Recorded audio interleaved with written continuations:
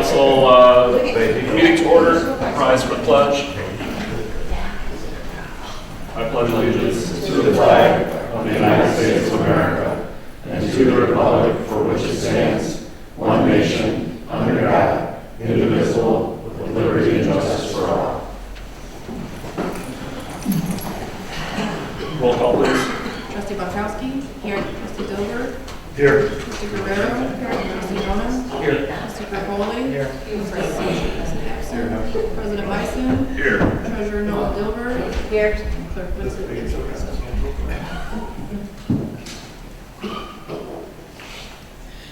Approval of the agenda. I do have one agenda item I'd like to add in under new business. So it'll be item J, and it would be 2024 streets RFP.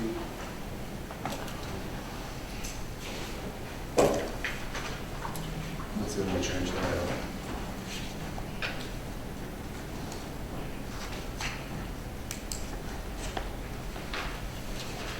I'll move to approve the agenda as amended. Support. Then moved and supported that we approve the agenda as amended. All in favor? All opposed? Motion carries.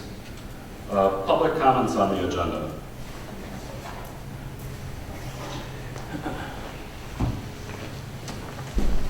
Good evening, President Messon and elected officials. My name is Don Beretta. I'm with GFL Environmental. We've been your solid waste provider for the past 4 years and a few months. And just wanted to tell you a little bit about GFL. I'm sorry we introduce ourselves to you. I'm located in Sterling Heights at 6200 Elmridge. And as the solid waste provider for New Haven for a few years, I just want to give you a little bit of update on where we're at in regards to being able to take care of anything that's collected at the curb. We just opened up a brand new multi-million-dollar state-of-the-art MRF over in City of Pontiac at 888 Baldwin Road. That's our second one. Our first one that we started was back in New Boston. We're able to recycle everything that we pick up at the curb is able to be recycled. We now are owner of a landfill, so we don't have to depend on any of our competitors to take our stuff. And we do have a processing plant for yard waste. It's over on M24 by 69. So we can take care of anything at the curb. We recycle all of the recyclables that we can. Yard waste, we have a great processing site out there, and we even sell that on the open market. Scott's is one of our biggest accounts. We value the partnership that we've had with New Haven for the past 4.5 years, and we look forward if we could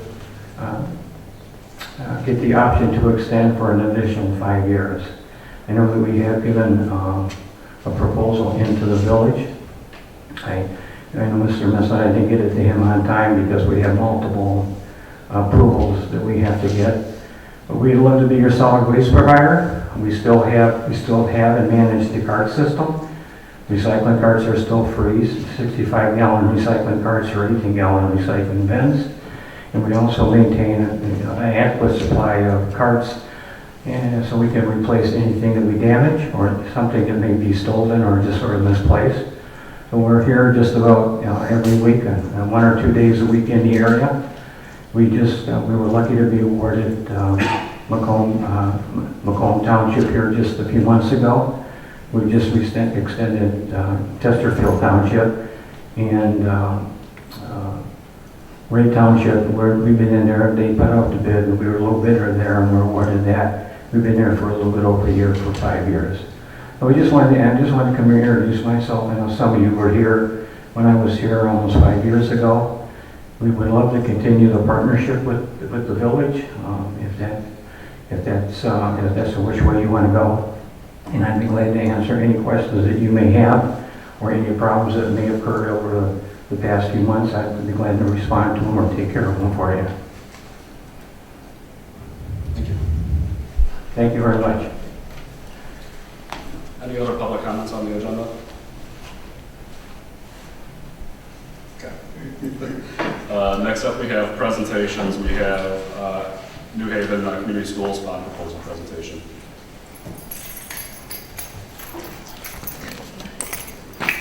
Good evening. Right, face here. Face there. Hi, both. My name is Cheryl Brewster-Kevich. I'm the superintendent at New Haven School District. Thank you for allowing me to come to the meeting tonight. I hope you already are aware, but we are looking to go for a bond in New Haven. The vote will be on May 7th of this year, 2024. Biggest reason that we're looking is to reopen Seaford. Seaford is one of the buildings that we own.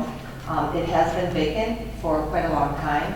Due to the fact that it is vacant and has been vacant for the amount of time that it is, you no longer are grandfathered in for all of the rules. For example, in my former district, it was built in the 50s. It's always had K-12 grade levels, students in the building.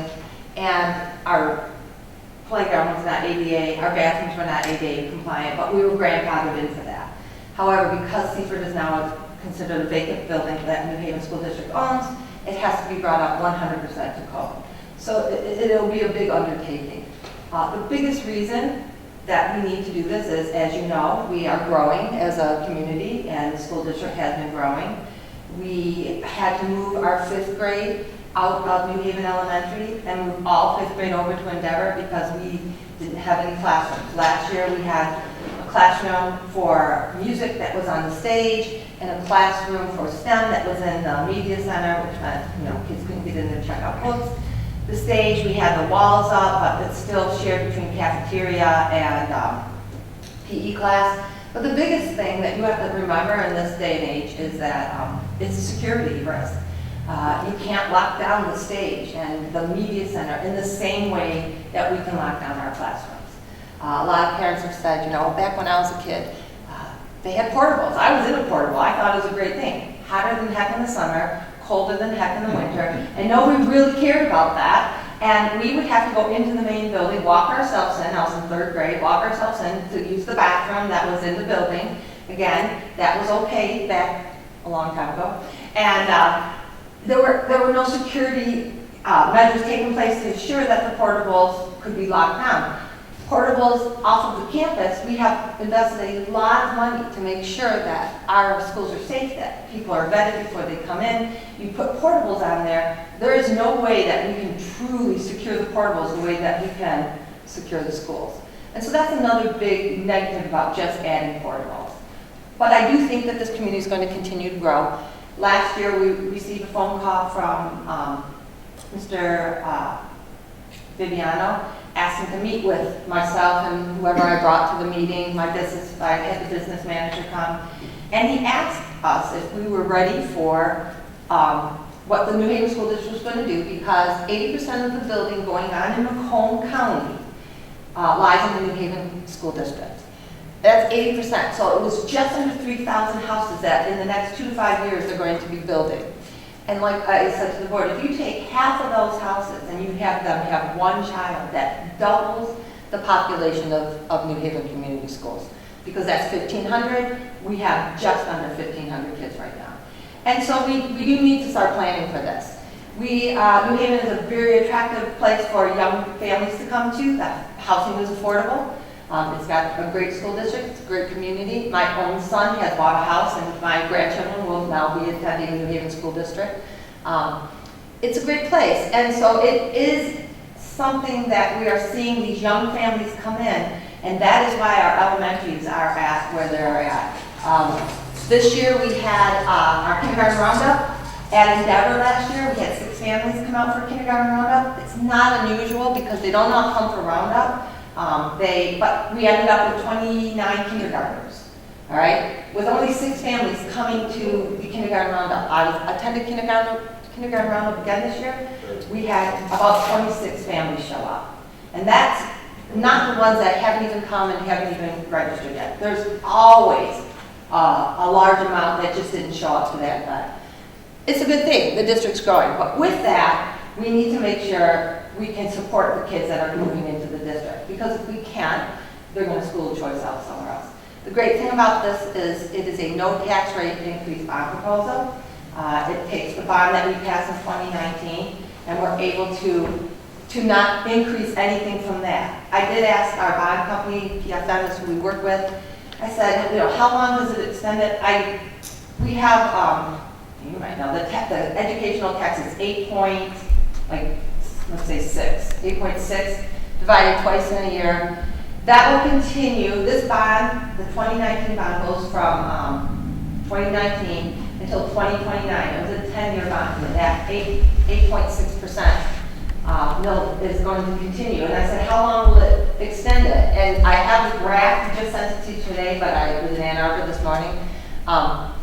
It only extends that 8.6 for 2 more years past 2029, and then it drops in half, and then it continues to slowly go down for the next 10 years. So it truly is a no tax rate increase. The bond is a $43.6 million project bond, and we need that because the majority of it is going to Seaford. So I'll move with this. It's going to be held May 7th, 2024. The polls will be open from 7 a.m. to 8 p.m. Absentee ballots will be available after March 28th and can be passed through Election Day. And if you're in Macomb County, you can early vote. They are early voting for this as well. And I have the dates on a later slide. It is a $43.6 million no tax rate increase bond proposal. How will the vote approval of the bond not increase the current tax? They compare it to basically New Haven Community Schools will extend the current tax rate through the entirety of the bond, which will not require any tax rate increase, similar to a homeowner applying for a home equity line of credit. Why is it necessary? The community is growing. We have overcrowding issues at the elementary, and because I had to move the entire 5th grade over to Endeavor, we have 1 class left at Endeavor. We have 1 class left at NHE. Last year we had none because we had 5 kindergarten classes last year. This year we're back to 4, but we had a huge turnout at NHE for kindergarten roundup. I'm suspecting we might get closer to that 5 kindergarten class again. When I first came here, we had 3 kindergarten classes, and then there were 2 first grade, 2 second, 2 third, 2 fourth, and 2 fifth. We are at 4 kindergarten, 4.5 because we had to do a split for first grade, 4.5 for second, 4 for third, and right now 3 for fourth. But 3rd grade stays and moves up. We'll be back, needing more classrooms. The middle school is full because we had to move the 5th grade over there. Basically, to provide additional classroom space, the bond proposal will include reopening Seaford Elementary School. We are also, if you remember, our governor has promised free 4-year-old preschool, which means once it becomes free, we're going to grow in that 4-year-old. We suspect we have an additional 3 classes, maybe 4, because now parents no longer have to pay for it. So we have a great preschool hallway, but we are now full. When I came here, we had several rooms open. Every room in that preschool hallway is full, and we had to move one of our special ed preschool out into the other area because we didn't have any rooms left. We are going to need, if you've been at the preschool, they go out for recess. Their playground is so small, they can only get 1 class out, and if there's inclement weather, they can't go out in the morning. All the kids don't even get to go out for recess because they can't fit 2 classes out. So part of the bond would be making more classrooms at the admin building, as well as expanding the playground. And then technology changes all the time, so it would always include a refresh of technology and an updated instructional technology equipment. There's 5 buildings to serve New Haven students: the preschool, which is housed at the admin, 2 elementary schools, which is developmental kindergarten through 4th grade, would then be New Haven Elementary, as well as Seaford Elementary. It would be pulled from Endeavor. Endeavor would serve 5th through 8th grade students, and the high school 9th through 12th grade students. Seaford Elementary has not been in operation for a lot of years, so it must be updated to meet all current building codes, which I still think is a good thing because everything's going to be done the right way then. Renovations and updates are needed throughout the interior and exterior of the building. We've done a lot of safety updates for all our schools. We were fortunate enough to get several grants, one which was a huge competitive grant. Not many districts got it, and we did. So we've done a lot of safety. We have to make sure Seaford has all of those safety measures in place as well. This is the rendering that they would look at Seifert, the exterior, what that would look like, bringing it up to a more modern look and taking away the front that doesn't look very modern right now. You can see they would take that middle area, which is grass, and make it a parking lot, and that's where the buses will come in and go out, and then a teacher's parking lot. There's a lot of work. It needs septic, it needs a lot. Can any of the bond proposals funds go for employee salaries or operating expenses? No, we cannot go for employee salaries. We also cannot use it to repair things. We can only use it to, or any other operating expenses. Bond proposal funds must be used for only the purposes specified in the ballot language. Now, I know that I've been hearing from a lot of people that back in the day when Endeavor was built, there was supposed to be a athletic field, there was supposed to be a bus garage, there was supposed to be a lot of things that didn't come to fruition, and I don't know exactly why, honestly. I don't know. So when we were doing the bond language with the state and with PFM, we specifically said the middle school will have the field done and concession stands, small concession stands, not going to be like the high school, you know, with at least 2 bathrooms, a male and a female bathroom, and movable bleachers, and make it look like a middle school athletic field. And they said to us, they said, you know, if you say middle school in the bond ballot, you won't be able to use it. Like if something comes up at the high school, you could shift it over there. And I was like, no, we promised the community that this was going to be done in the previous bond. We need to leave it to say middle school. That makes it sure that we do it for the middle school because that's who needs it. So when you go to vote, you'll see that bond language says middle school. And we're also looking at a bus garage. We don't have one. Even though we have a building, it can't fit any buses in. It used to be in the day that you would take your power washer and wash off the buses right in our parking lot. I mean, that's what they used to do, right? But now we're not allowed to do that because it gets into the groundwater and it's pollution. And unless we have some kind of drainage that will go into an area where it gets treated, we are not allowed to just wash our buses there anymore. We currently have no place to fix our buses, so we pay Richmond money to use their garage, and we pay Lennox, is it fire department, off of Gratiot there, money to wash our buses. And we pay a lot of money for that. So the whole idea is to build our own garage. We have ordered many buses this year. We are ordering another bus that's special ed because we're running short again. This bond also includes buses because as we grow in students, we need more buses. And we really need more bus drivers too, but that's a whole other question that can't come out of bonds. Any questions for right now? Where's the new bus garage going to be built? Endeavor. That's what I was afraid of. Okay, sorry about that. Yeah, that's where we have the property to build it there. Now, the bus will still be where the bus, where the drivers come and the buses are stored and stuff. It's still planned to be at admin. But when they need mechanical work, or they need their oil change, or they need to wash, we wash them once a week. The drivers will then go to Endeavor and use it there. Safety measures will be added. Keeping students and staff safe is a priority. Many of our security updates have already been completed through state grants and a competitive safety grant. Reopening Seifert School will require the school district to install security measures at this facility. At other school sites, updates will include expanding security camera system, updating security access cards, and updating phone systems and for two-way communications with classrooms. We have a lot of that, but believe it or not, it's already old technology, so if this bond passes, we'll be able to update some of those key areas. And actually, I met with admin in a meeting yesterday, and they're like, okay, I've got a couple more blind spots that I didn't realize I had until an incident happened on the playground and I couldn't see it from the cameras. Can we get more cameras? And we still have a little money left from the competitive grant that we're going to be able to purchase some additional cameras. But we have done a lot in regards with safety. What updates will be made to the learning environment? All the school buildings will be updated. At the elementary level, Seifert Elementary will receive the interior and exterior updates in compliance with the State of Michigan Building Codes and the Americans with Disability Act. New Haven Elementary, and all the things that are at New Haven Elementary or Endeavor at the high school, the Clever Touch boards, the the Chromebooks, carts that the students use on a daily basis, all of that will be in Seaford as well. New Haven Elementary School will receive some interior updates such as replacing select classroom walls, floors and ceiling tiles. Technology devices will also be refreshed, and instructional audio-visual systems will be updated. At the middle school, we have HVAC issues at the middle school. We've put a lot of money into that. There's some things we're going to replace if it passes. Student technology devices, instructional audio and visual system, and the athletic compound.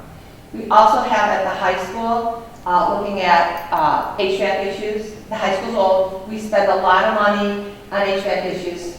Last year, we had to replace the entire boiler at New Haven Elementary, which was shocking to all of us because it's a newer boiler. The high school boiler is an older boiler, but it's a workhorse, and so we had to move the money to New Haven Elementary. We had been told by multiple people, this would go at any time. You need to get this one done. So we did that last summer.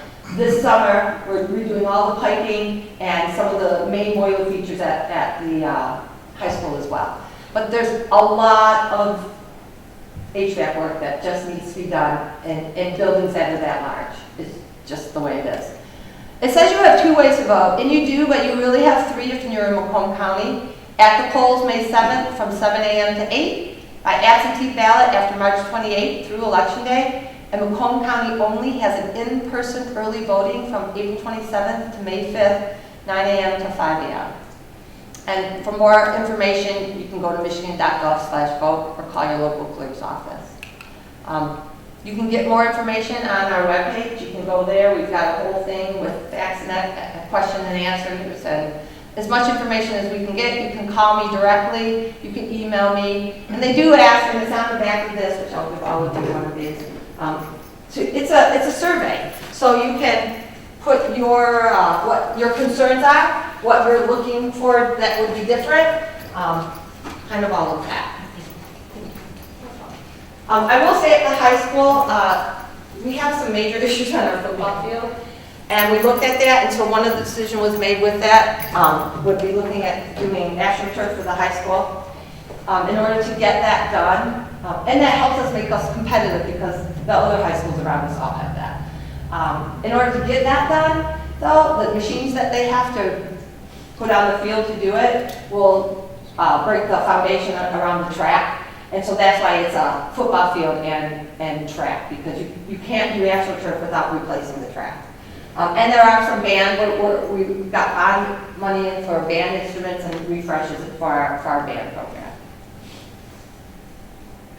Any questions? Where can we see a full list of what's being proposed? It should be on the webpage, and if it's not, when I get home, I'll check. I'll make sure I get it up there. Because we have the whole project list. So hopefully, everybody can get out and vote May 7th. Thank you very much. Thank you. There you go, Dan. All right. Next, we have approval of the minutes. CDBG public hearing minutes, February 13th, 2024.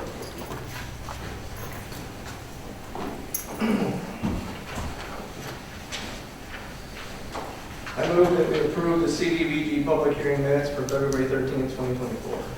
Support. It's been moved and supported that we approve the meeting minutes. All in favor? Aye. All opposed? Motion carries.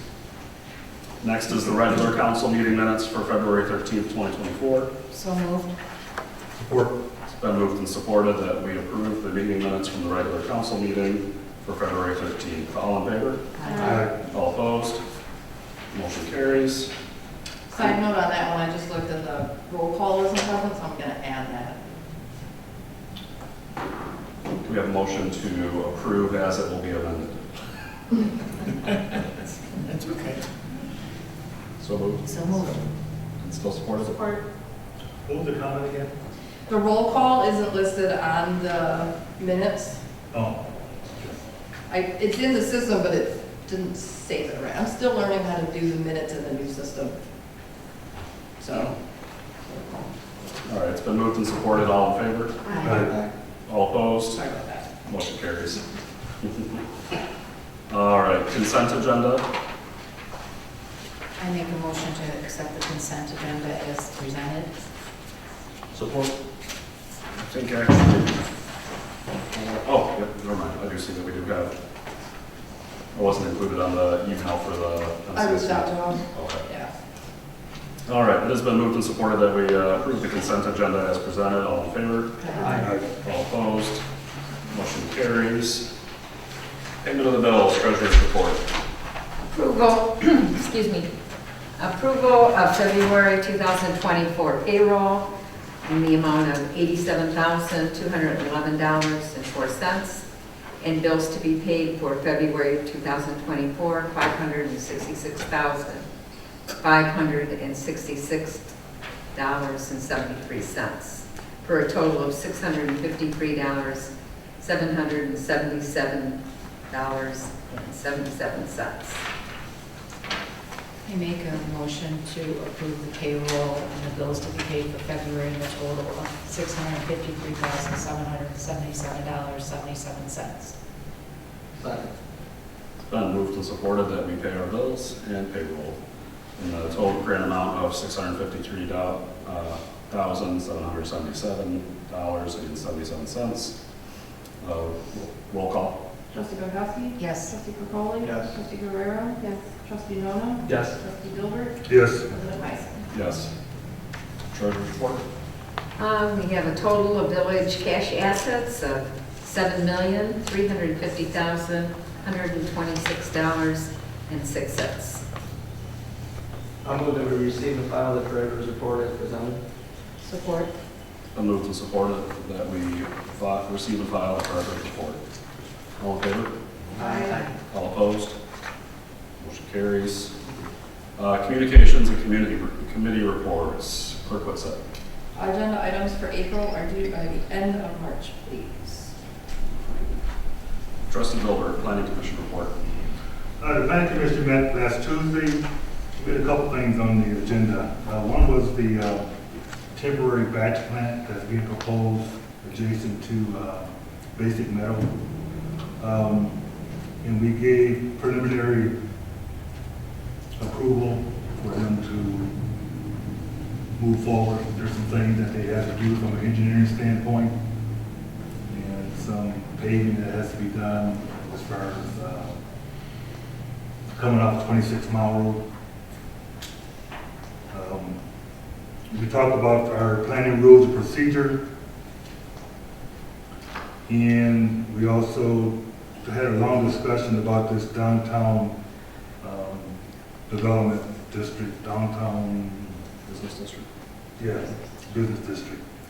And we gave our planner the green light to proceed in doing what he needs to do to move that forward. And I think he's gonna come back to planning with the final recommendation. Okay. Very good. Parks and Rec report, Trustee Guerrero. We were just trying to get things set in stone regarding the Red Hot Blue Festival, like bands and things like that, and things for the kids to do. This Thursday is the senior crafting at noon, and then don't forget Saturday, March 23rd from 1 to 4 on the Easter egg hunt at Lennox Township Park. We did get Smart has agreed to provide transportation. So we'll have 3 transportation sites, Haven Community Park, I believe it was the high school, and then I believe it was here. Yeah, correct. So there will be 3 transportation points this year. There's been a lot of rumbling about being moved to Lennox. And was there any particular reason why? Did we not have the people to? So the discussion that was had at the Parks and Rec Committee meeting, we had Lennox Township members there as well, was just the fear that we weren't going to have the space at Community Park with how many more residents we've had. So the idea was to try it over at Lennox Township, see how it goes. If it doesn't work out, we can always keep it back at Community Park next year. But just trying to do like some, cooperation between the 2 entities. which I can appreciate that, but I guess my concern is that with the size of Lennox's parking lot, I'm sure the sheriff department is not gonna allow Gratiot parking. We could have some parking issues up there, at least over here. We went up and down Haven Ridge, we went into the cemetery, we went into the side streets. We went where we needed to go to park. Yeah, that's why we're hoping that the smart buses will alleviate that, you know, folks will be able to either park at the community park, they can park here, they can park at the high school. Buses will bring them into Lennox's facility, and hopefully that'll be, you know, enough to alleviate that. But, you know, figured we'd give it a shot, see how it goes, and, you know, if it doesn't work, we can always go back to the community park. And how are we sharing that information? Well, that's the first I heard of it. First I've heard of it too. I will get with our social media and make sure that we get it out there. And then we get it out on on our app and website and everywhere. Yeah. Anything else? Nope, that's it. All right, unfinished business, item number A, ZBA board appointments. So we did have the ZBA posted for, the openings were posted. We had 5 people that had applied. We have Mark Gorelchak, Brett Nibel, Brianna Kruk, Tim Sosnowski, who actually was previously on the board before, and Barbara Williams. So good mix of folks. Mark, obviously our code enforcement officer. Brianna Cook and Barbara Williams are on Parks and Rec. And our village attorney has assured me that there's no conflicts of interest or anything there with them being on ZBA, since they're not making any zoning decisions or anything like that. May I address it? Sure. If something arises, who knows? That way, it looks like a conflict, they just wouldn't vote on that. But there's no inherent conflict recognized by Michigan law. Sure. Better way to put it. So my recommendation would be to appoint Mark Gorelchak, Brett Nibel, Brianna Kruk, Tim Sosnowski, and Barbara Williams to the ZBA. I'll make that motion. I'll support it, and I just have a comment. I see that we're requiring a little bit of education. Yeah, so I was gonna talk about that during the comment on the motion. So MSU Extension, they have a ZBA course. I have actually already taken it. Our building clerk, Mrs. Hollis, is interested in taking it. And then we thought it would be a good idea for all of the ZBA board members to take it. We have 2 ways that we could do it. One, we could just have it be that the village pays for it outright and, you know, signs them up. Or we could have them pay for it, and then when they show the certificate of completion, we would reimburse them for it. You know, the latter would ensure that everybody takes it. And We passed something last year, the year before, for this situation. To get reimbursed. Yeah. We for need to get education. trainings and things like that. It's really fast. So we just follow that. okay, yeah, I think that's that was exactly how we had it set up. Yeah. Reimbursement. Okay. I will say I did tell all of them about the education and asked if they were still interested, and every one of them were still interested. Yeah. The discounted price is $100, so I mean it's a little, It's a but good it's investment. yeah, it's a little bit of money, but it's not bad. And obviously it's just incentive to hurry up and finish it. And especially with the ZBA's been meeting, Yeah, we've been having so many, you know, meetings, so I want to make sure that, you know, the folks that we put in place are, you know, knowledgeable about what they're going to be doing, and it's a great course. I already took it. I was able to take it under a scholarship every now and then. They can cover with that, so. All right, any other questions or comments on the motion? Roll call. Trustee Dilbert? Yes. Trustee Barkowski? Yes. Trustee Malner? Yes. Trustee Foley? Yes. Trustee Guerrero? Yes. And President Wyson? Yes. All right, next is item B, letter of understanding, New Haven Teamster Supervisor Contract 2024. So in the meeting packet, is an updated letter of understanding that allows the supervisors to, give training. Again, the training that they're going to be, to be reimbursed for training. But again, as Fire Chief Steer said at our last meeting, this is something that it'll be a charge to the residents or the trainees, and it's not something that the village is directly.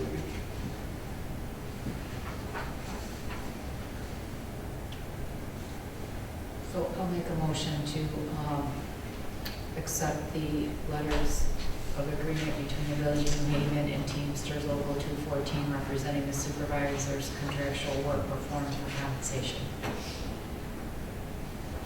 Second. It's been moved and supported. Any comment on the motion? Is this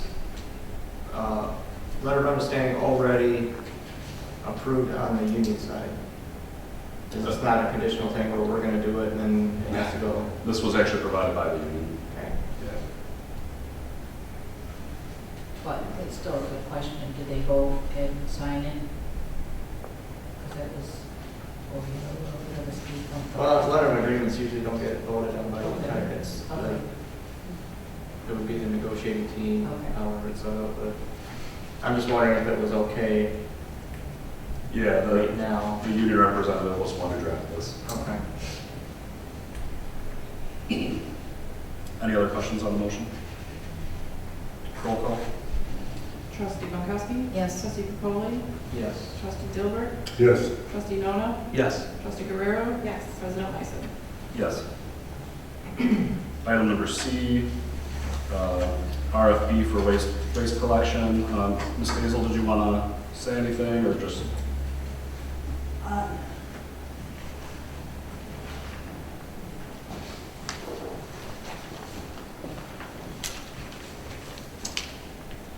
What I'm asking tonight, I put the RFP up on Mitten so that we can start getting bids and stuff like that, and people asking questions, stuff like that.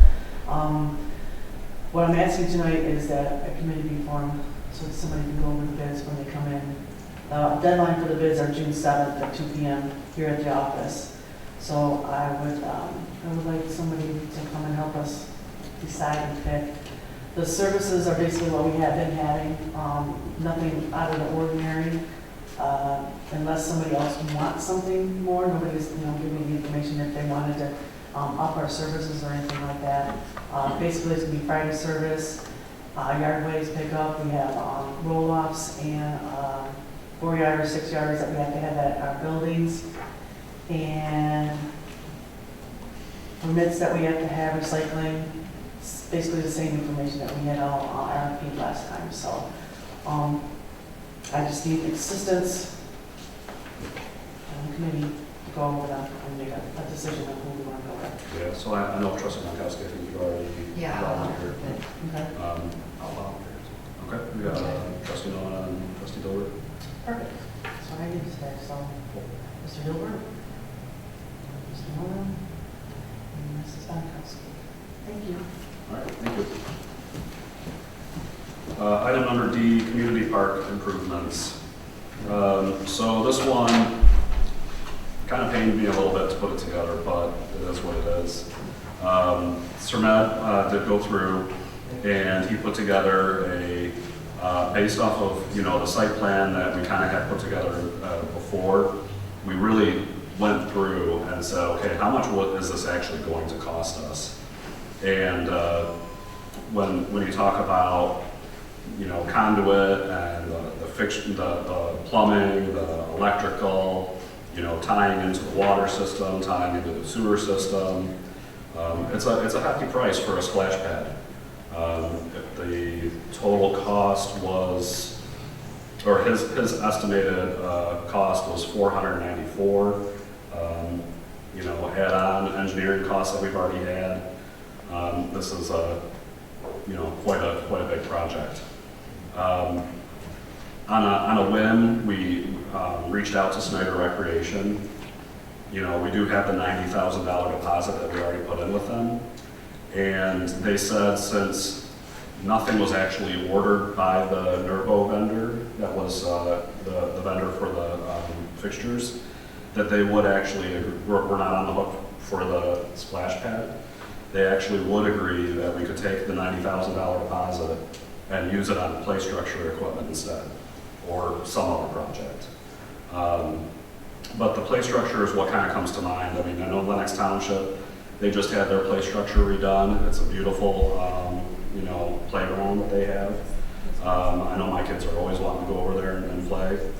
The playground that we have here at Community Park, it's kind of, seeing its age. It's been about 20 years or so since the board put it, built it. Plus it's not ADA compliant. Right, and it's not ADA compliant. As I understand it, there's parts that are broken on it. It's vandalized, routinely. Hopefully if we get something nice that, the residents can all be really proud of and, don't have that problem.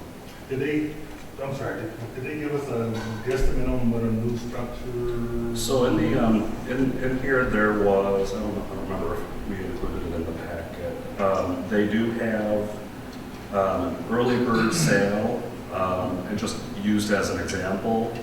And honestly, most of what they have in here, now this would be for just the playground. This isn't going to be the all-in, but just the playground, the most expensive one on that was $79,000. So, it looks like it wouldn't be, if it's the pleasure of council, we will make sure this time around we get a full all-in price, not just here's the playground and we go figure out the rest. So what is the ask here? To go from a splash pad to a playground? Yeah, my ask is for, the authorization to go ahead and work with Snyder Recreation to come up with an all-encompassing plan for some sort of playground in lieu of a splash pad. And that would be replacing the existing one at Community Park and then installing a new one. Would the existing splash pad committee be willing to work with it in place too, to make sure that we have something viable to bring to council that we can actually vote on and know what it is? Yeah, I would be 100% okay with that. Okay. Because you have to do something with the ground different than what's. Yeah, well, I mean, there's probably, there's going to be, grading and whatnot. Ideally what would be nice is, like I think, the splash pad was kind of aimed to be kind of like right adjacent to where the playground is. We took all those really nice trees down in preparation for the splash pad. So maybe we still utilize some of that space for the playground and expand it, or have more fixtures. We could have some ADA compliant fixtures and then, something else and ideally what I would like to see personally, depending on, how much it all costs and everything, it'd be nice to have different fixtures that were for different age ranges. It's one thing that I always hear feedback about is like, we have our playground in Decorah Park and it's specific to an age range. And, and then in Community Park, it's kind of specific to an age range. It'd be nice to have like an infant, smaller fixture for like infants and toddlers, and then one for, a little bit bigger kids, and maybe we could upgrade the swing set in the process and, just upgrade what we got there. I think it's a good opportunity. It's really a good opportunity. Yeah, I mean, if we were going to spend, even if we were to do the full, what we said we were going to do with the splash pad of just the 180 that we said we were going to do, 180 can go a really long ways with what I'm seeing here. Better can utilize all season. Yeah, and you can use, yeah. See, right now that park is, well, I tell you what, the sun starts to shine and these parents bring their little ones out. Yeah. And I'm like, okay. It's too chilly out here. Any chance of replacing some of those trees? Yeah, so that is a good question. I know last year, Macomb County, they were hounding us wanting to plant trees. They had funding available. I was going to check with them to see if they maybe had that funding this year, so that we could at least put some new trees in. Those are the point where Haven Place had all those trees also. They were asking community come pick them Oh, up yeah. there last year. Yeah, so. There's probably things that you get trees from. I just won't see them grow up in my lifetime. All right. Three-year-old trees. Yeah, we gotta get fast trees. Yeah, That's growing. there's different kind of feed now, fertilizer, so. Yeah. All right, sounds like we have agreement about moving forward with Len Snyder for a playground in lieu of a splash pad. As long as there's some kind of a comprehensive project where we know, because this is Yes. a 3-year frustration, at least on my end, Yes. how the process went down. So as long as we have something that we know what it is we are that we're moving forward with, what we're purchasing, what we're using the money for, what we're gonna do, plan. Yeah, and I want to say, I think Snyder Recreation specializes more on the playground side. Because when I did tell her that that's kind of the direction I wanted to go, she was like, oh, now you're talking about wheelhouse. And I'm hopeful that then they will be the all-in-one package, not just, here's a splash pad and a cement pad. You guys have to figure out the rest. Exactly. I agree with you, trustee. Because also the residents too are kind of like fixate on that splash pad, so it has to be something kind of like, you Yeah, know, So a that, good playground. yeah, splash pad is out there and Exactly. it's not like. It's not out there anymore. So we can really, find something really nice that yeah, kind of calm them. yeah. I know, first interview I did after I was elected was, what was the plans, and it was to do the splash pad, so I'm having to backtrack a little bit on this, but I think that this is a better option. Yeah. All right. New business, water bond payment.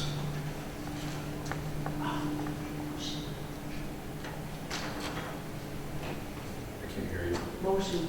Mo- Well, that, yes, we want to do. Did you want a motion for us to switch from the splash pad to the? Splash You pad. should have a motion. Oh, That's okay. not make it this. Okay, so I will make a motion to cancel the splash pad, but engage in a conversation with Burke. Is that the- Snyder Okay. Recreation. Snyder Recreation regarding new playground and equipment at Community Park. Support. It's been moved and supported that we cancel we officially cancel the splash pad and have the conversation with Snyder Recreation for a new playground equipment. Roll call, please. Trustee Bunkowski? Yes. Trustee Noah? Yes. Trustee Dilbert? Yes. Trustee Guerrero? Trustee Bureau? No. Trustee Perpoli? Yes. And President Bison? Yes. All right. New business, water bond payment.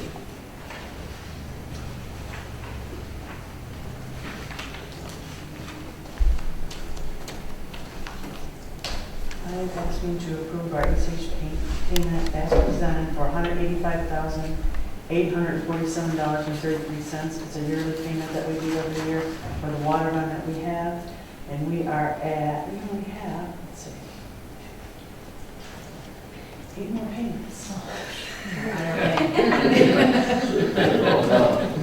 Wow. half of them are for interest. So moved. Interest. Support. It's been moved and supported that we pay our 2024 water bond payment in the grand total of $185,847.33. Roll call, please. Trustee Dilbert? Yes. Trustee Bunkowski? Yes. Trustee Guerrero? Yes. Trustee Perpoli? Yes. Trustee Noah? Yes. President Bison? Yes. All right. Next up, we have 2023-2024 budget amendments for the fourth quarter. As I stated that usually this year I go through the budget and make sure that we are line items are within the 10% range. Usually what happens right now is our DPW salaries, that is what I have to deal with because, and plus we didn't even really winter maintenance or anything like that. Excuse me. Some of the things that we saw were, I had to take some of the salaries and move them around from the building department and the rec committee, equipment maintenance. Our utilities were down a little bit and our winter maintenance was down a little bit. So I had to make some adjustments to our budget. And the amount of, to our expenses, the amount of $23,446.25. So I'm asking to approve those budget amendments. Any questions? So moved. Support. Been moved and supported that we approve the budget amendment increase for 2023-2024 fiscal year year end in the amount of $23,446.25. Roll call, please. Trustee Pankowski? Yes. Trustee Guerrero? Yes. Trustee Dilbert? Yes. Trustee Nona? Yes. Trustee Burkholey? Yes. And President Mason. Yes. All right, item number D is for server and workstation refresh. See. Oh, I'm sorry, C. So Item number C, fiscal year 2024-2025 budget. I'm asking to approve the proposed 24-25 budget and ask a resolution. It was given to you after the fact. I forgot to put the budget resolution in the paperwork. So that's it. You'll be giving us our resolution number. 2024-002. And Sandy, the one you sent had a couple of dates that were updated. Did you fix it? I did. Thank you. Good. So just letting you know if you have. Oh, I see it. That's not right. I'll make a motion to accept the 2024-2025 budget as presented, resolution number 2024-002. We did two different motions, right? We're doing one for the budget, one for the, No, to pass the budget, you have to pass the resolution. okay. The resolution is for the budget. Yes. Support.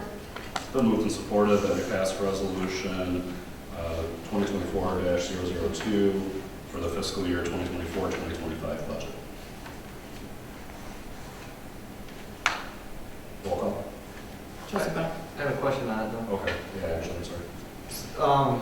For this budget here, the street project that we had here, Is that on?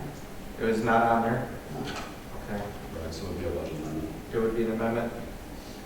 Just if you could quickly, what funds would these projects come out of? Between local, street, and highway? No, local major and highway. Local major, highway. Local major and highway.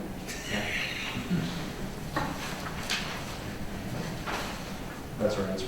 That's my answer. So basically, what you had that thing from the road committee was 970?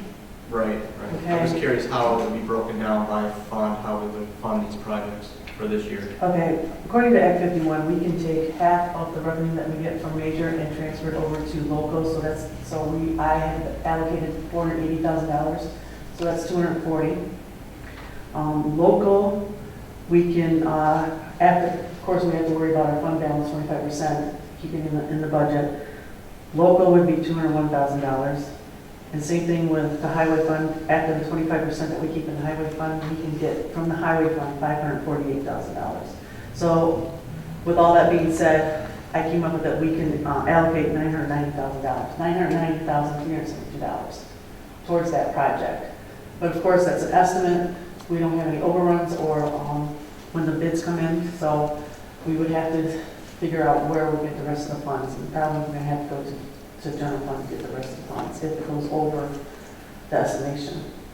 What are the rules on the highway funds using those? Are we restricted in any way No. using the highway funds into local or major streets? So we can use it with anything we want, but that's what we're going to have to break it down because that project's $1 million.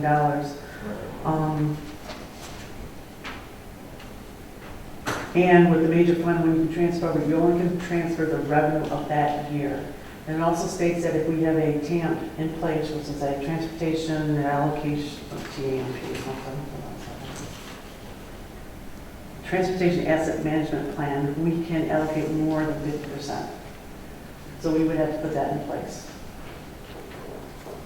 So I mean, it's something that we have to investigate a little bit more, but right now, without doing anything, we can put 50% of the revenue that we get that year, not the balance, not our fund balance. Just the revenue. Yes. All right. Any other questions on the motion? Questions or comments? Roll call, please. Trustee Pankowski? Yes. Trustee Guerrero? Yes. Trustee Dilbert? Yes. Trustee Burkholey? Yes. Trustee Nona? Yes. President Mason. Yes. Now item number D, server and workstation refresh. You're excited about this one, right? It's tacky. I could tell. At the Ways and Means, last Ways and Means, was that was a budget, at the budget meeting, we had talked about how we need to refresh our server and our workstations. They're end of life, 7 years. Jason had given us an estimate here of $57,203, which would include our main server, an email server, 14 workstations, and set up a migration into it. One of the things that he did bring up the other day was that end of life for Microsoft Word, 11, 10, what's that? Windows 10, there we go. Windows 10, we're going to be coming to end of life and we have to replace all these anyways. And I think that the next thing he said was October 2025. So within 17 months, we're going to have to replace everything anyways. So 8 of the workstations in the office will be replaced, 5 in the fire department and 1 in the DPW. All the, we have a couple that are new. I know that my hardware died, but I have to have it replaced, so that things are starting to fail. So with that being said, I am asking to go ahead with this $57,203, and this will hit the new budget, the 24-25 budget, and it needs to be done. So I would like to approve this recommendation. As Sandy said, we've been having a number of workstations, the hard drives have been failing. So I think we've had 3 or 4 I think computers. we're up to 4. Yeah, where the hard drives have failed, so Jason has to take it, replace it, and work on it, so. Do you think we'll get 7 years again? I mean, with the new hardware, yeah, we should, We should. yeah. Software is another issue. I don't think I'm changing that, so we've been on Windows 10 for how long now? But they're saying that Windows 10 will be obsolete by 2025. And they said we cannot load 11 on what we have now, is what I'm trying to say. Yeah, the all-in-one units, I mean, they're nice, it's just, it's all one unit, literally. But it's, yeah, you don't have like a separate tower or separate equipment, it's compact and it's just convenient. So, the power at the rack servers that he has in here, I personally just, being a techie, I went out and was looking around, what was fair pricing. So I was comfortable with what I saw. So you're looking for a motion for $57,203 to update the servers and workstations, correct? That's right. So moved. Support. It's been moved and supported that we do a server and workstation refresh in the amount of $57,203. Any further comment on the motion? I do. Just to let you know that it will be spread over the fire office, water general fund, building department, and the water department too, so you know that also.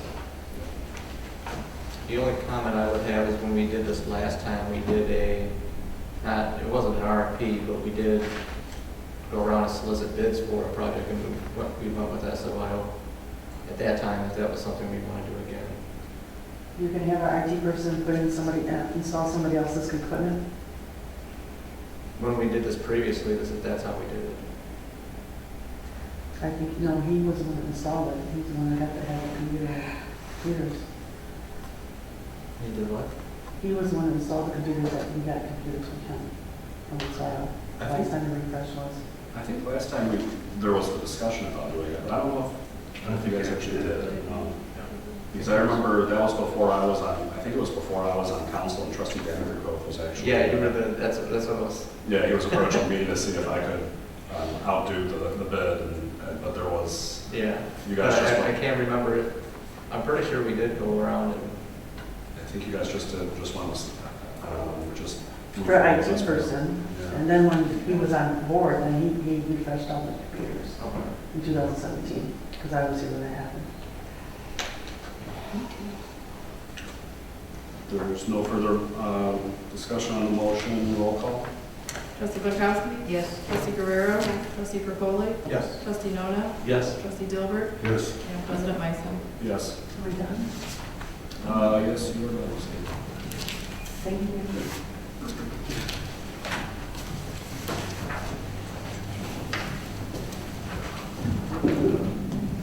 Mr. Dilbert. Hello, we were approached by the state as well as the county about some roads that were being railroad certified here in the village. We haven't been maintaining them, so they've been certified by us, but haven't been being maintained, so it's a thing that goes on. Can you explain what you mean by certified? So certification means you come with your activity. And one of the roads is east of Gratiot, going past Rite Aid, 27 miles. We haven't maintained that in 15 plus years. The county has always maintained that. We used to maintain it when I first got here 20 years ago, and the county was a big old to-do. No, that's our road, don't touch it, okay, sorry. So they've been maintaining it, but it's been getting double certified by us as well as the county. So we need to decertify that one. The other road is right out here on Gratiot from New Haven Road to Fish Creek. Fish Creek is like right in this area, it's a little creek that runs through. That road has been getting certified. So when I'm saying certification, this goes through the maps. And when you look at their map, there isn't you really can't tell the difference of what county and us is. You know, this lines, dots. So unless it's circle or something, you don't know. But anything, that's been being double certified. So we're approached saying, okay, you need to decertify these, you need a resolution for both. And go from there. We don't maintain them anyway, we can get money for them, but we're just doing what's right now. It's a total of 0.3 miles, and total Act 51 monies that we'll be losing is like $6,000, $6,128 Between the two. between the two. So if we do this, whose responsibility does these two sections of road become? They've always been done by county. So we've been getting money and we haven't touched it. So it's probably right there. Both the county and us, we're getting money. Yeah, so With the state. it was both, we were both getting money for it. So we just had to decertify it. Because on the first stretch, we put in an entire new lane with our money. Well, I said at the meeting that we shouldn't have been paying for it, but I was gonna say, did they get their check? Oh, no. So we spend the money for that realignment of Gratiot 27. So we spend the money, the county kicked in how much? None. And suddenly they want the road back. well, they've been doing the road from forget. That's why in previous meetings. So in the future, let's just not forget that in the future when it needs to be restriped. Okay. Because right now it is probably illegally striped because there's a double yellow on the east side. So I got to cross that double yellow to get into Rite Aid. Yeah. I noticed And that. thank you, President Lyson, for doing it because they weren't going to do it. I'm done.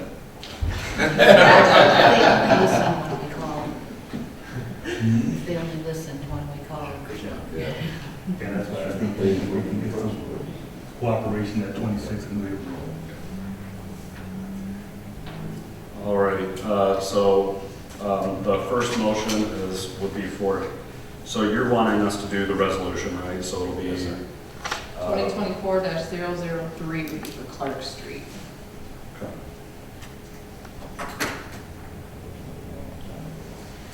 So I'll make a motion to decertify according to MDOT request Clark Street, resolution number 2024-003. Support. It's been moved and supported. Any further discussion on the motion? Just run down what would the disadvantages of doing this be? To We were in the disadvantage. for doing that, what would, so Well- you mentioned loss in funding, that's $6,000. We were getting money for something we weren't maintaining. And basically, if we didn't do this, then we would need to start maintaining it. We would have to take. Right, I'm just asking, what are the disadvantages of? But the fact that we've been notified, Yeah. you know, I don't know if is there any potential penalty from the state as far as Act 51 monies? Right, yeah, like at least as, They just wanted to They clarify. just want us to do like a fire alarm, I Right, said. just move forward. That's it. Okay. I just want to be able to make them educated. alrighty, it has been moved and supported. Any other further discussion on the motion?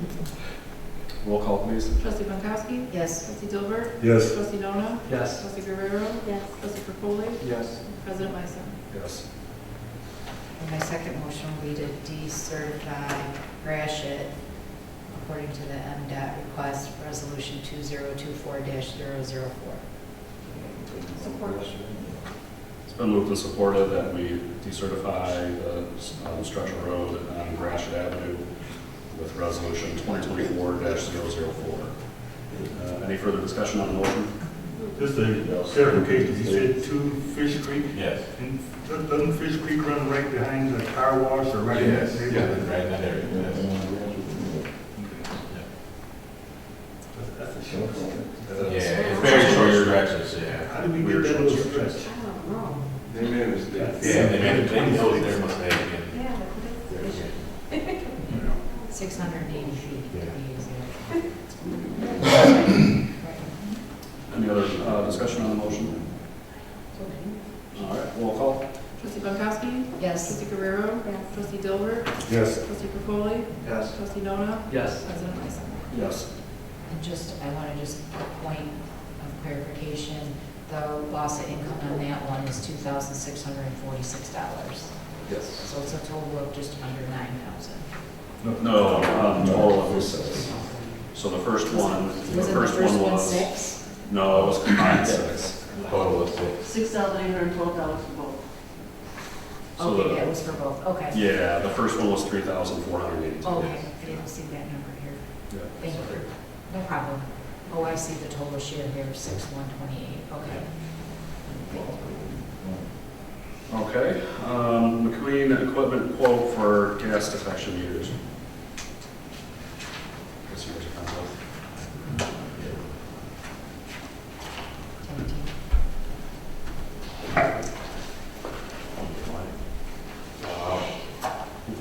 We met with McQueen to get new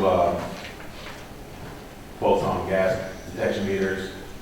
My guys, including myself, have to go down. This is an example of the total, the current one that we have, the MX4 or X4, 4X. They are becoming obsolete, so we're looking to upgrade our equipment. OSHA's since then injected a lot of requirements that we have to do from now on. Therefore, they're requiring us to, what's my check line?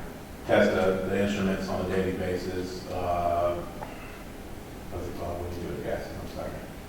Yeah, so what we're having is both Marcus and I have these devices. These devices are used for, on his end, to go in the pit, do readings of oxygen levels, dangerous gases, what have you.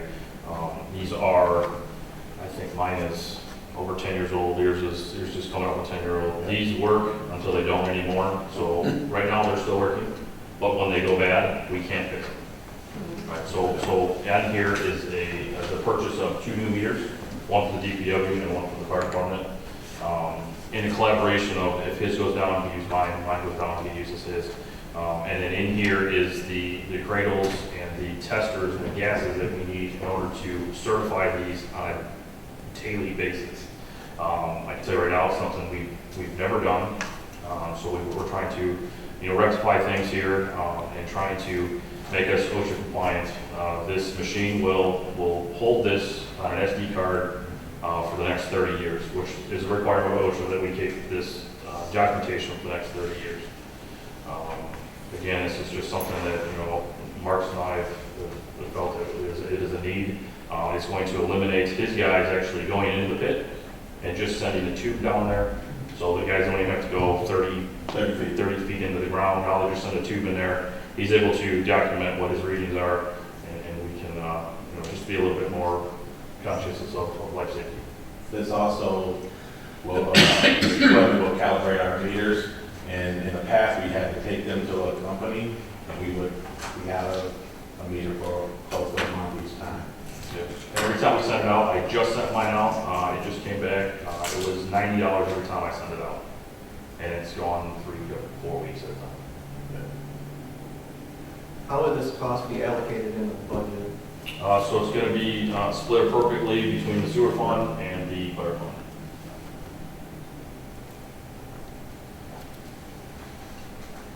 Any other questions?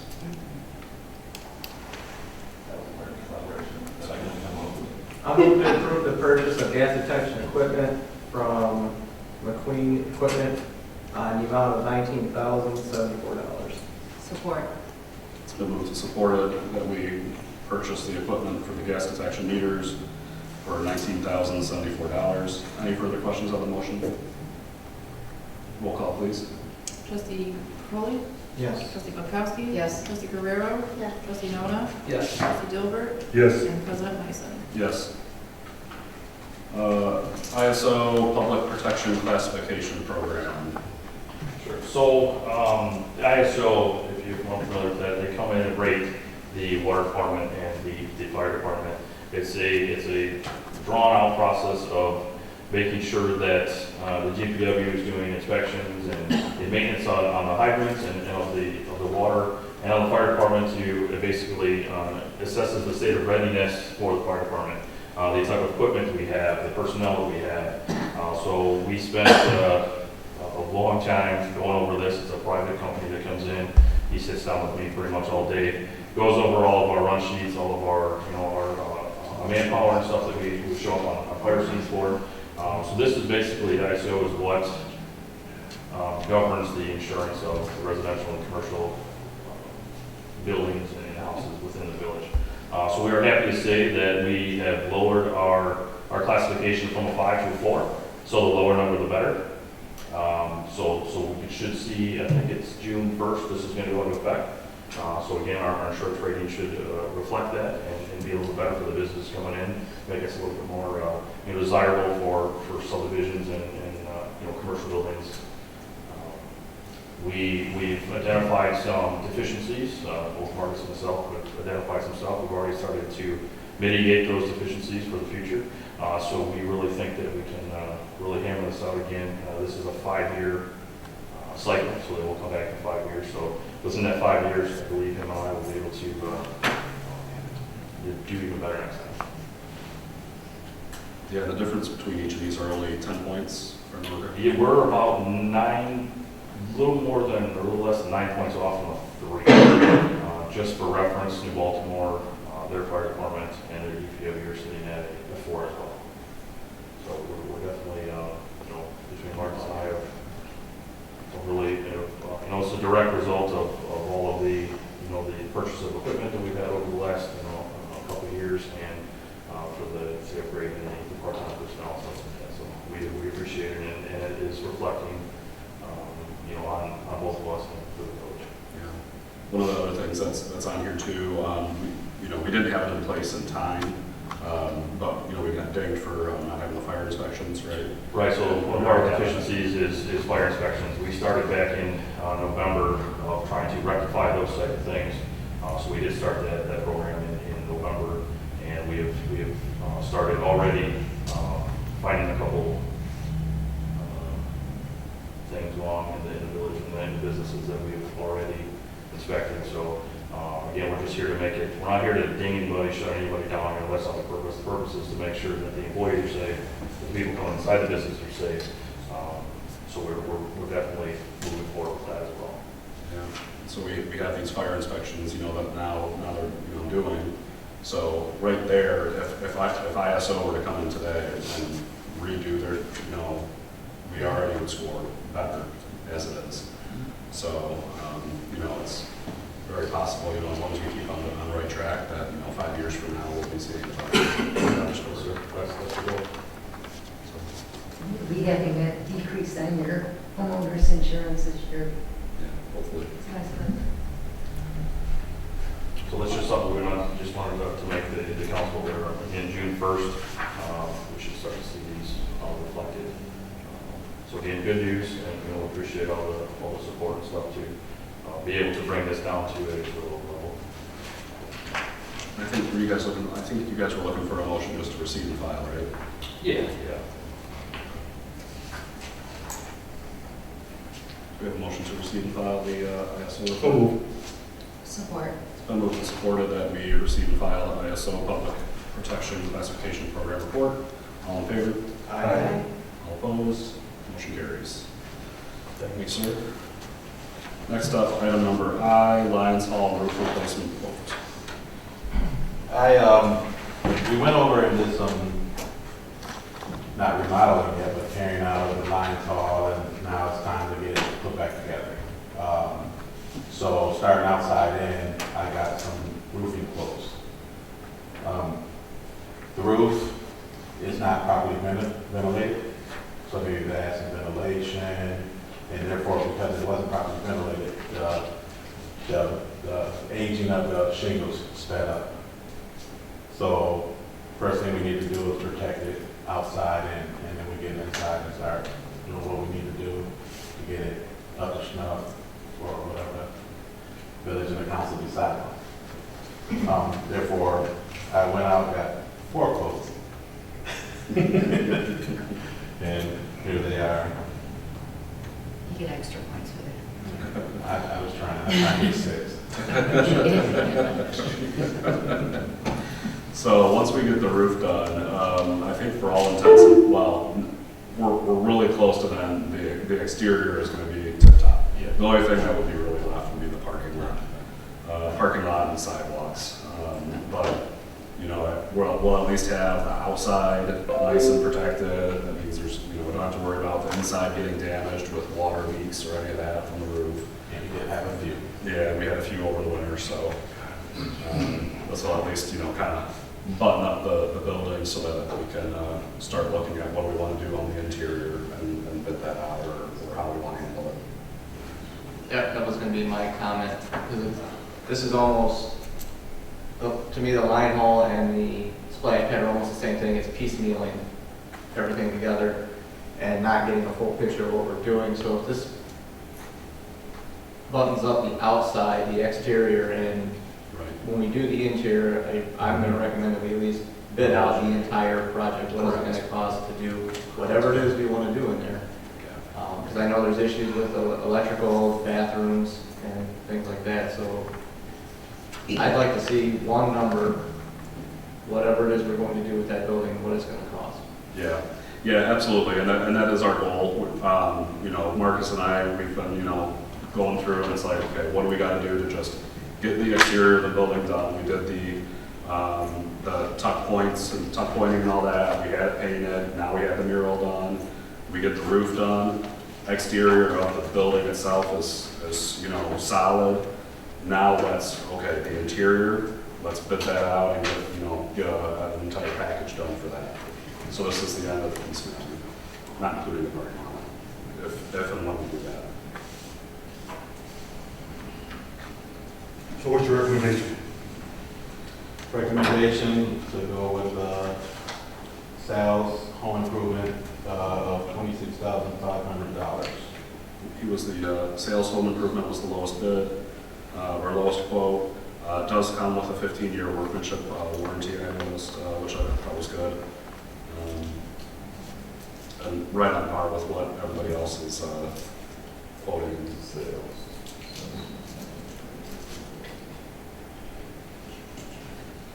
They all were actually really, really close to being around the same price.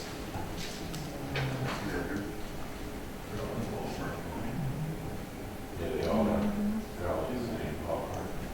Yeah, some of them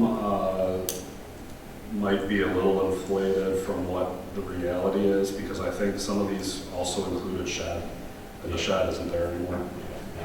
Explain that for the shed. One of them had $1,375 on it for the shed. Yeah, so we. I think it was Dymar and the other one. Yes, and this includes the garage. Shed's gone. Yeah, the shed is gone, so this is for the garage and the building itself. Along with it, we replaced the roof on the Lions Hall, and approve the quote from Sal's Home Improvement LLC in the amount of $26,500. Support.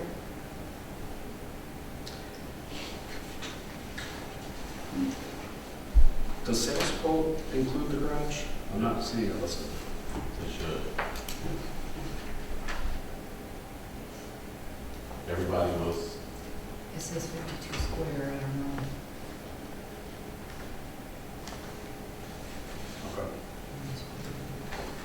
Okay. It's been moved and supported that we go with sales in the amount of sales home improvement in the amount of $26,500 for the roof replacement. Any other discussion on the motion?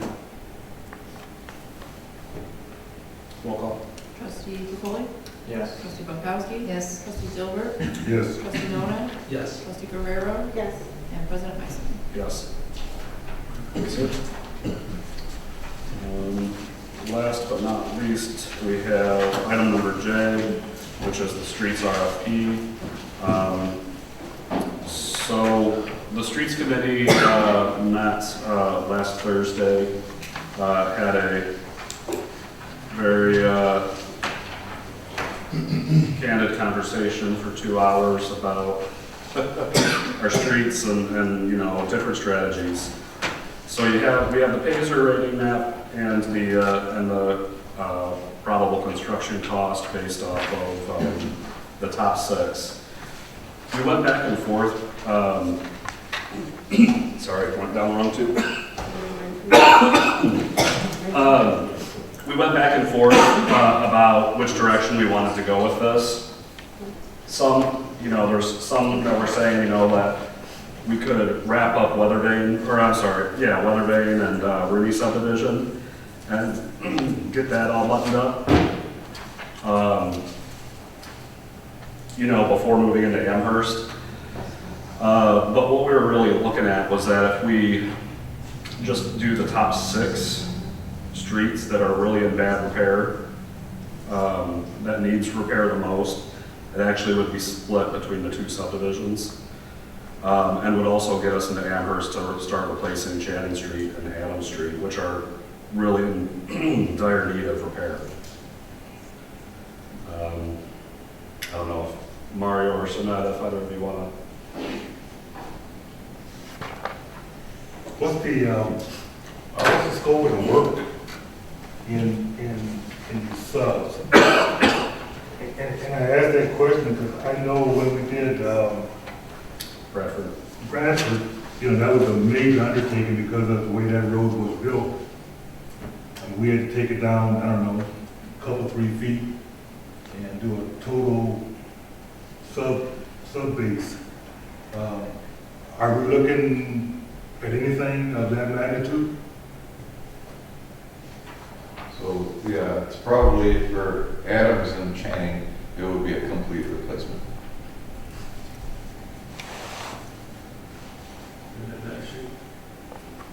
Yeah, so Down to Channing. the base. What? No, So- the baser is surface. So once we do the cores, we'll find out what kind of base. But looking at North Bradford, I suspect that we're gonna have the same conditions. So to rephrase, what you have here as your probable opinion of the cost is based off of a full replacement. It might not be that bad, but No, actually, this is more of a surface. That's why there's a contingency of 44. So, if it was a full replacement, would the 44 cover it? I hope so. They're not going on hold.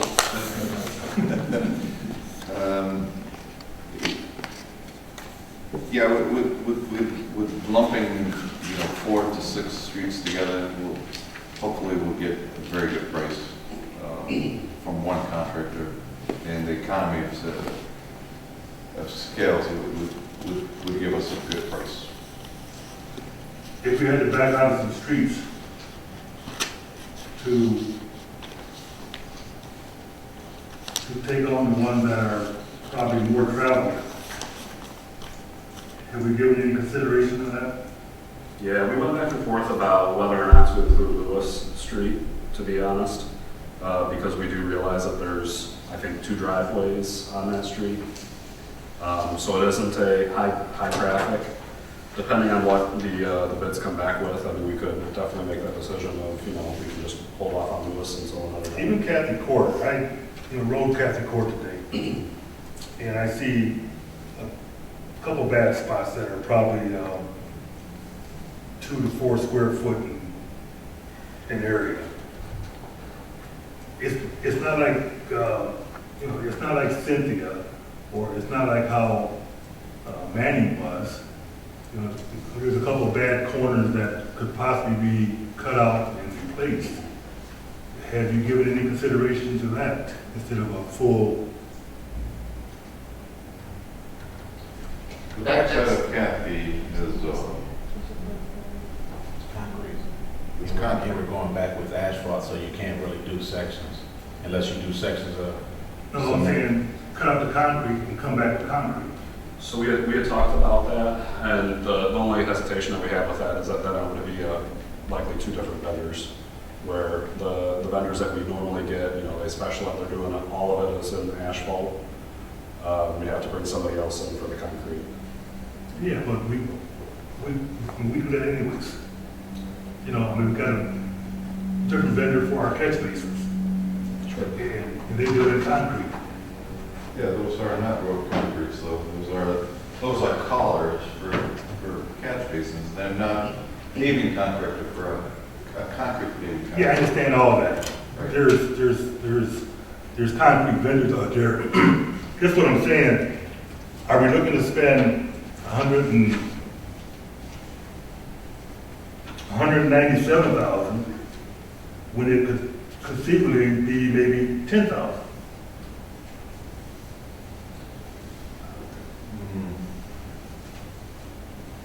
Just give it some consideration, because if we have to back out of something to accommodate the streets that are needed, we can put a 5-10 year patch on, say, Kathy. So here's the thing with concrete.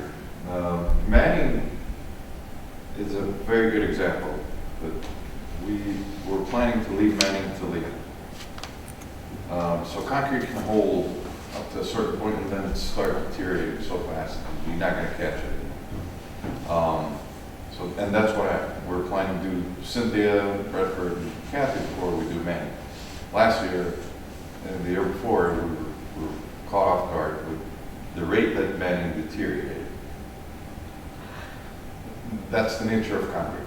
You lose it. But Manning gets Suddenly. 100 times the traffic of, probably 1,000 times the traffic of Kathy. Traffic has already done its purpose with deteriorating Manning. It's the joints what crumbled Manning. Drainage and sealant was not provided, and eventually you get these cavities under the road, and we've seen them firsthand. That there's a big cavity of air under the concrete. And we were lucky to catch it last year. So with that said, Kathy and Cynthia were looked at the last 2 fingers of the sub.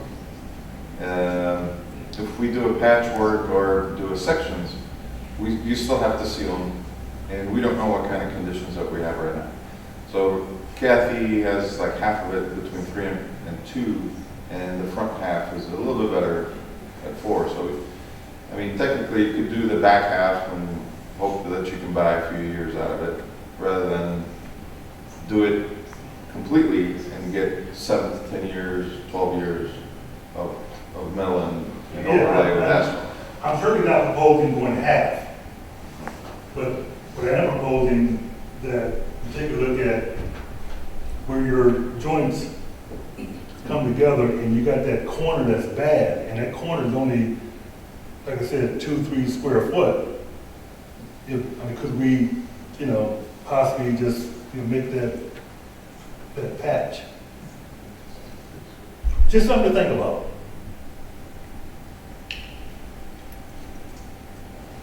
Yeah, we did have that discussion about, could we just cut some sections out and just replace, and, different strategies that we could do. It's a lot of money. And it's, but, That's on Castle, that's the one street that I drove, and it just didn't seem to be that bad. I mean, there's a couple bad spots. Yeah, I mean, I'm looking at aerials from, I don't have recent photos, but we get you recent photos, but it's a lot worse than you think. Well, I mean, I was there today, and the sun was shining on both sides of the street.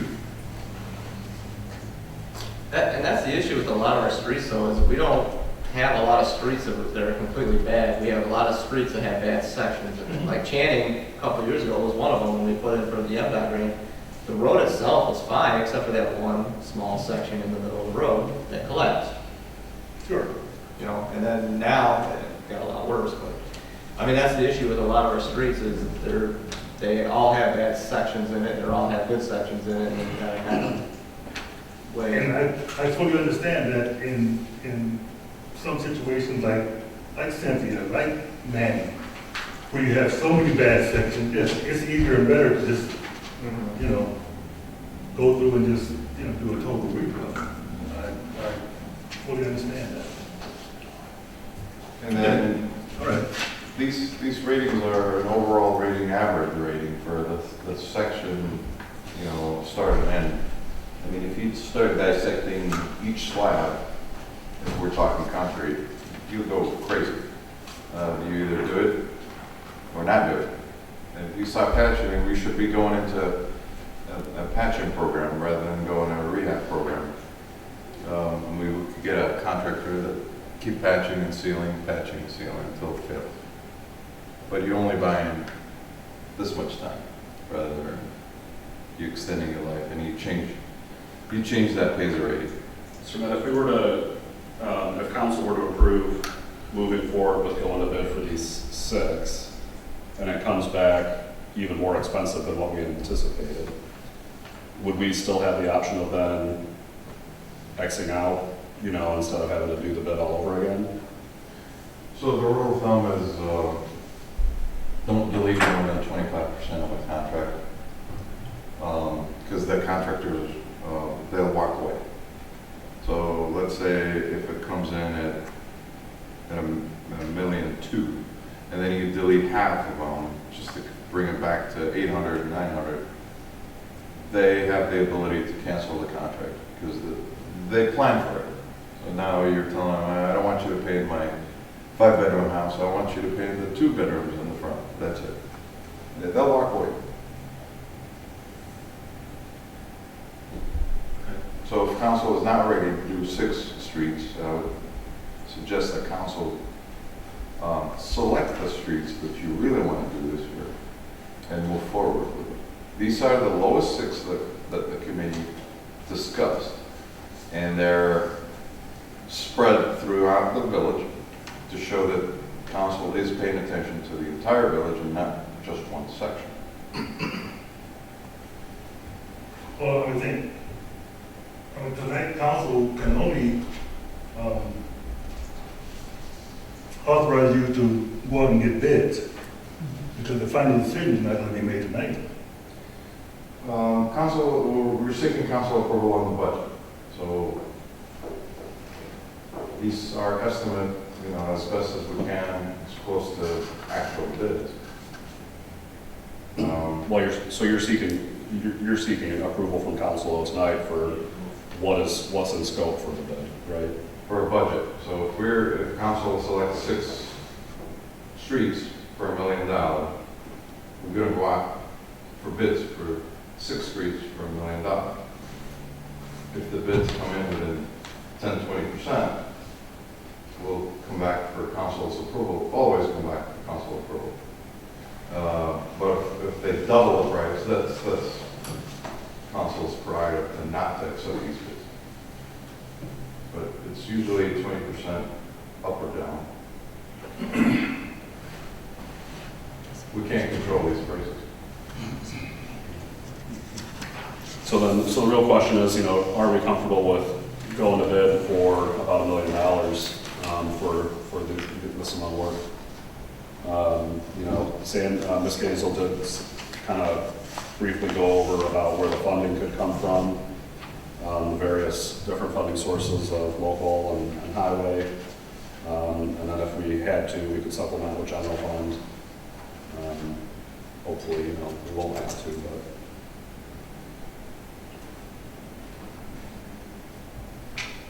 I get where trustee Dover's coming from, because I do have some kind of concerns too, probably not to the degree that he's expressing, but I do have some concerns about the ambitiousness of it, you know, doing all of them in 1 year versus what I'm looking at in the budget. I think 6 personally to me is too many.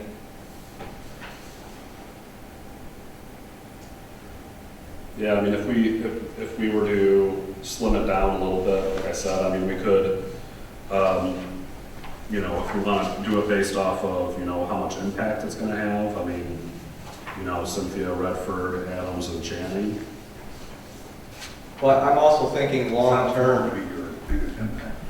Like roads like Hayden Ridge or Main Street or Clark, if we ever have to do those large stretches of highly traveled road, we're gonna have to bank some years of money. We can't just keep whatever we get that year spend it. Right. We're gonna have to bank at some point. So at some point, we're gonna have to look and say, okay, the roads we have now, can we live for a couple of years while we bank to do a large project? And that's where my thought is, not to spend, if we bring in $800,000 a year for funding, not to spend $800,000 a year. At some point, we're gonna have to go, we're good on roads this year, you know, and then have 1.6 for next year, you know, to do a bigger project. The biggest struggle is that a lot of these streets, you know, when you compare the Pacer ratings year over year, just the rate of decline. You know, and so, you know, that was also why we were being a little ambitious, as it was, you know, we've got a number of streets here that have sections of 2s. That, you know, the longer we let that go, the worse it's going to get. And, or, you know, how many years from now are 3s going to be 2s and our 4s are going to be 3s, and, you know, so on. Yeah, So and it's- that's the tough choices we're gonna have to make, right? Because I mean, even my perspective since I've been on the board has changed too, because you know, when I first got on council, I looked at someone like say Lewis Street, and I said, you know, that's a taxpayer too, you know, yada yada. But then I'm looking at it like with such limited resources, you have to look at traffic, you know, how much is the road used versus the state of the road that it's in. And, you know, at some point, yeah, you're gonna have to reduce it, but it's still drivable, you know, so I'm like, do we really spend the money there, you know, that, you know, banking that for a couple of years is worth completely redoing Hayden Ridge when that has to be done, you know? Yeah, and we had the township actually approach us again about paving Rosella too. It's just, you know, unfortunately, I mean, I understand the rationale, but I mean, it's just, we've got so many subdivision streets that are, you know, residential streets, I should say, that are in desperate need.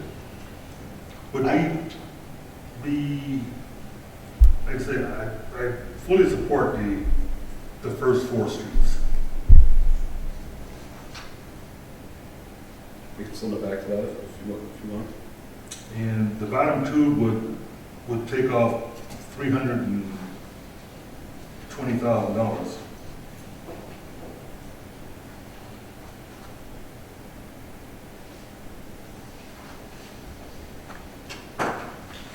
Again, this is not like we're coming in, hey, take the 6 or we walk away. This is totally up to council. And if we are going with the first 4, just like to remind you guys what happened with Manning. And when you work, you start digging, it's underground work, and it's always a surprise. So with Manning's work, we had a nice surprise that we saved $180,000 by doing some creative work. So that may or may not happen. Just to let you guys know. I have zero confidence that once we dig up Channing and Adams, that we're gonna find anything in our favor. I have zero confidence that anything is gonna be I'm gonna agree with you 100%. I believe 309 and 205 are very. Yeah, because those roads should have never been accepted in the first Right, place. so the surface, I'm expecting that those numbers to be inflated Right. I agree. So, and if you take those two streets out at the bottom, that can cover the overages that we're likely to see on those two. In my head, that's how I'm approaching it. I would agree with that outlook. Okay, do we have a motion to move forward with the top 4 to go to bid?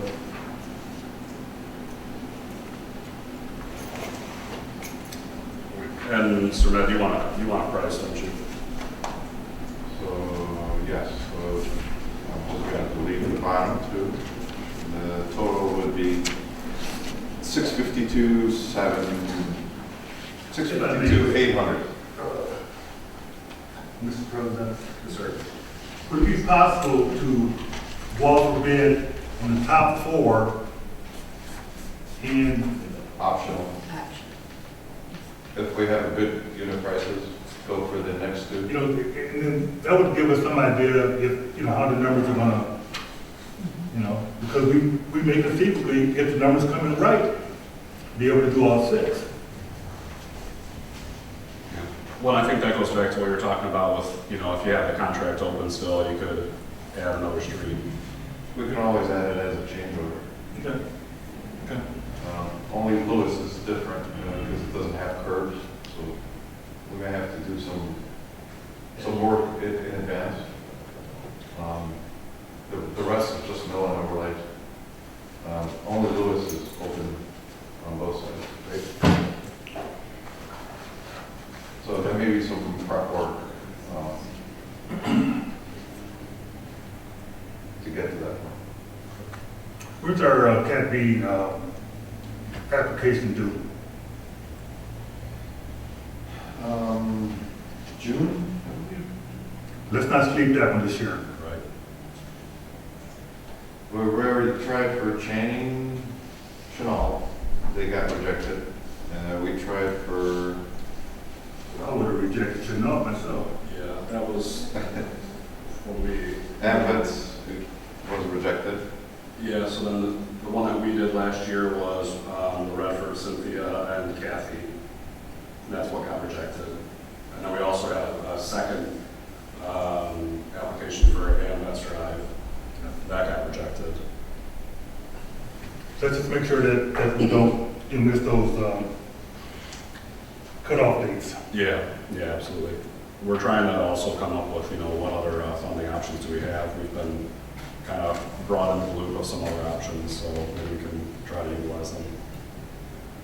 Yeah, so if we are trying for Cat B again, we have to select something else. Because these, although they deteriorated this much, in the eye of the federal government, they do not qualify.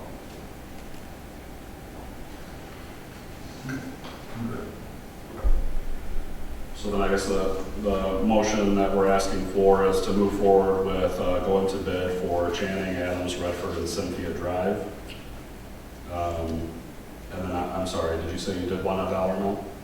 Yeah, probable cost of 652, 766, I'd say 800, just for budgeting.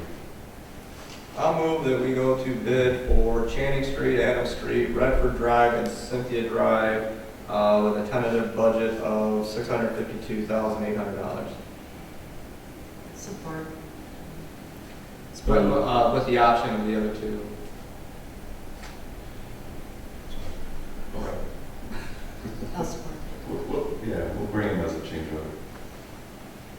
All right, it's been moved and supported for the 4 streets at the dollar amount given. Roll call, please. Trustee. Oh, I'm sorry. Comment on the motion. Comment.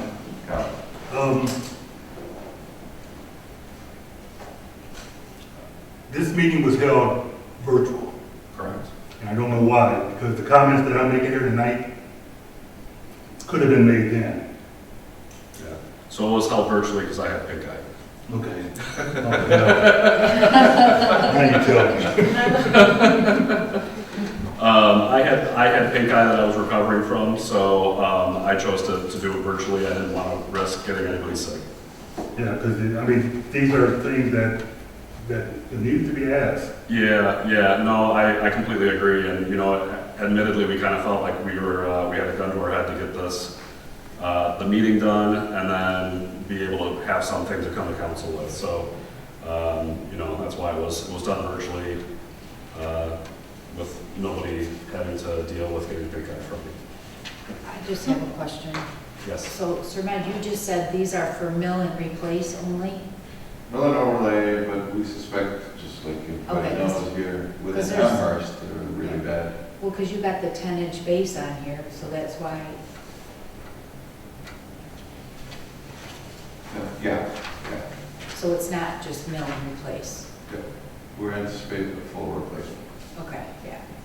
Yeah, because I know Channing is going to be, Oh, so these numbers are a little bit later than maybe. okay, a full replacement for sure, and then some. Any other comment on the motion? Roll call, please. Trustee Burkholder? Yes. Trustee Gronkowski? Yes. Trustee Guerrero? Yes. Trustee Dilbert? Yes. Trustee Nona? Yes. President Wyson? Yes. All right, that brings us to call from the floor.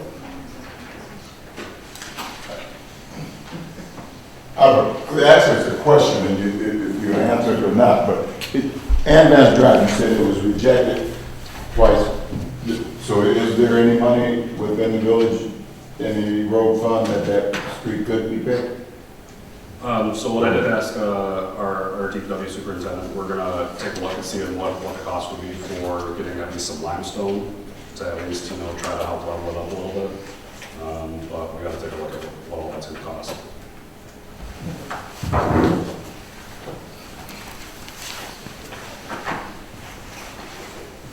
Any other call from the floor? All right, call from the table. I don't think I have anything that I was going to mention. Obviously, with what happened Monday in Clinton Township, you know, it was a horrible tragedy. So all the more reason why it's good that we're doing these fire inspections now. And you know, you just don't know what's actually going on in these businesses, and it's just horrible. So, if there's no other call from the table, then the motion is in order. Support. Meeting adjourned at 8:47.